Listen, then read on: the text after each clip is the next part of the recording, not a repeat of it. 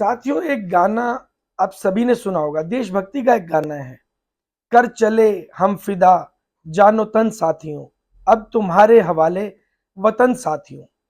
जब ये इन लफ्जों को हम पढ़ते हैं या सुनते हैं तो कहीं ना कहीं हमारे रोंगटे खड़े हो जाते हैं। और रोंगटे क्यों खड़े हो जाते हैं?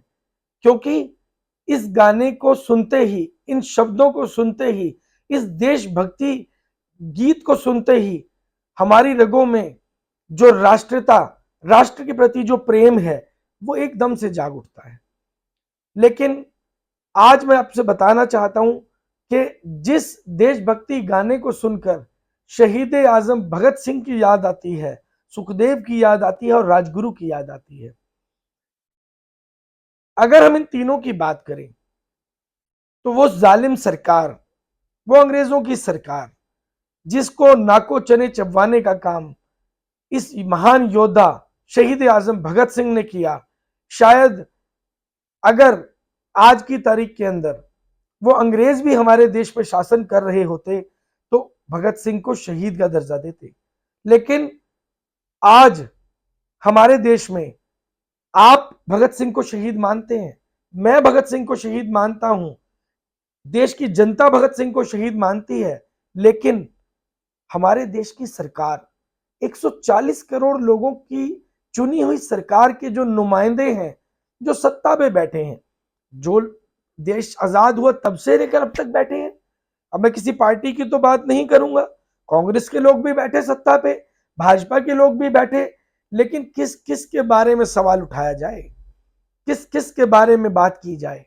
साथियों, किसी एक भी व्यक्ति ने, किसी एक भी दल ने, किसी एक भी धड़े ने ये आवाज नहीं उठाई कि भगत सिंह, उसके परिवार को, सुखदेव उनके परिवार को, राजगुरु उनके परिवार को, या देश के जितने भी क्रांतिकारी हुए हैं, चंद्रशेखर आजाद हुए हैं, दुनिया बहुत सारे क्रांतिकारी हुए हैं जिन्होंने उस वक्त में साथ दिया, लाला लाजपत राय हैं, एक बहुत बड़ी लिस्ट है। अगर मैं नाम लेना शुरू करूंगा तो शायद ये वीडियो छोटी पड़ जाएगी।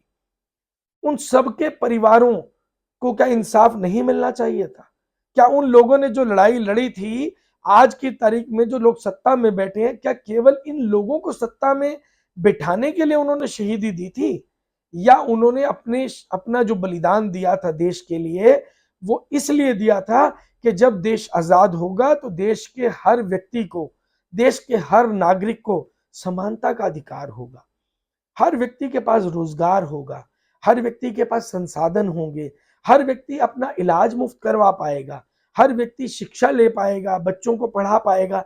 जैसे कि उनको ऑलरेडी मालूम था किस तरीके से बाबा साहेब भीमराव अंबेडकर जी की अगर हम बात करें, विदेश में जाकर के उस समय के अंदर जब संसाधनों की कमी थी, उस वक्त में विदेश में जाकर के उन्होंने इतनी सारी डिग्रियां प्राप्त की और उन्होंने आकर के जो इतना बेहतरीन संविधान देश को दिया, यकीन मानिए शायद बाबा साहेब को उन सब चीजों की जरूरत नहीं थी, उन्हें रिजर्वेशन की जरूरत नहीं थी, उन्हें शायद पैसे की जरूरत नहीं थी, उन्हें शायद संसाधनों की जरूरत नहीं थी, क्योंकि वो तो इतने काबिल थे कि उनके पास सारी चीजें मौजूद थी।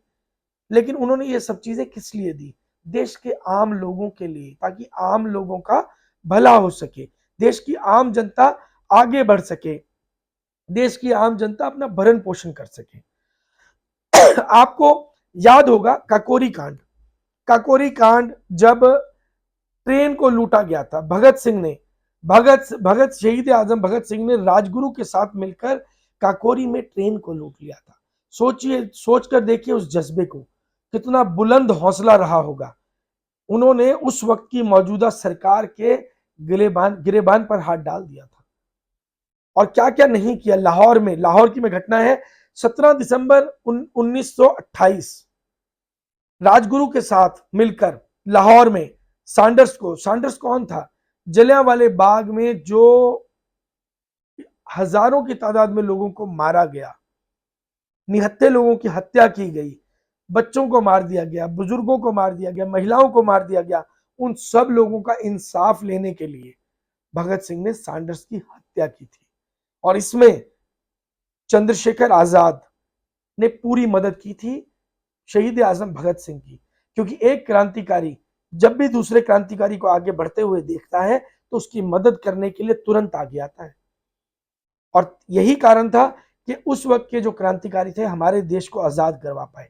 लेकिन सवाल वही है कि आज की तारीख के अंदर देश किन हाथों में है, देश को किन हाथों में होना चाहिए था।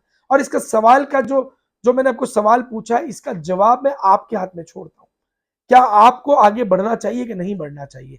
आपको भगत सिंह को शहीद मानने के लिए किसी तथ्य की जरूरत है? क्या आप ये चाहते हैं कि इस भारत की सरकार जो है भगत सिंह को शहीद का दर्जा दे? और अगर आप भी चाहते हैं तो बहुत जल्दी भगत सिंह के गांव से, भगत सिंह के पैतृक गांव से मिट्टी लाई जा रही है और उस मिट्टी का तिलक देश के राज्य के देश के हर राज्य में, हर क्षेत्र में, हर जगह वो मिट्टी ले जाई जाएगी और उस पाक मिट्टी का तिलक हर क्रांतिकारी को किया जाएगा जिनके जिनके अंदर आज भी वो क्रांतिकारी खून मौजूद है, जो अपने इंसाफ की लड़ाई को लड़ना चाहते हैं, जो चाहते हैं कि देश में आम लोगों का विकास होना चाहिए, देश में गरीब लोगों की सुनवाई होनी चाहिए। जिस तरीके से आज गरीबों की झुग्गियों को तोड़ा जाता है, जिस तरीके से गरीबों के रोजगार को मिटाने का काम किया जा सकता है जाता है, जिस तरीके से गरीबों की जो रोजगार है उस पर लात मारी जाती है, लात मारने का काम किया जाता है, इसे रोकने के लिए हम सबको क्रांतिकारी के तौर पर आगे आना होगा। और अगर आपको लगता है कि आप भी उस क्रांतिकारी मिट्टी से जुड़ना चाहते हैं, उस क्रांतिकारी मिट्टी का तिलक करना चाहते हैं, या आपको लगता है कि आपके अगर लगता है कि आपको उससे सम्मान की प्राप्ति होगी और आप इस लड़ाई में हमारा साथ देना चाहते हैं, देश के किसी भी शहीद क्रांतिकारी के गांव में आप रहते हैं, किसी भी फौज के शहीद के गांव में आप रहते हैं, तो उस मिट्टी का भी हम स्वागत करते हैं। आप उस मिट्टी को भी लेकर आ सकते हैं। हम उस मिट्टी को भगत सिंह की मिट्टी के साथ मिक्स करके उसके तिलक का जो कार्यक्रम करेंगे, ये कार्यक्रम पूरे देश में पहुंचेगा और हर उस शहीद को सम्मान दिलवाने का काम हम करने का पूरा प्रयास करेंगे। और मैं ऐसी उम्मीद करता हूं कि आप इस वीडियो को मेरे लिए नहीं शेयर करेंगे, देश के लिए शेयर करेंगे, भगत सिंह के लिए शेयर करेंगे, भगत सिंह को इंसाफ दिलाने के लिए शेयर करेंगे, भगत सिंह को शहीद का दर्जा दिलवाने के लिए शेयर करेंगे, भगत सिंह के सपनों का भारत बनाने के लिए शेयर करेंगे। जय हिंद, जय भारत।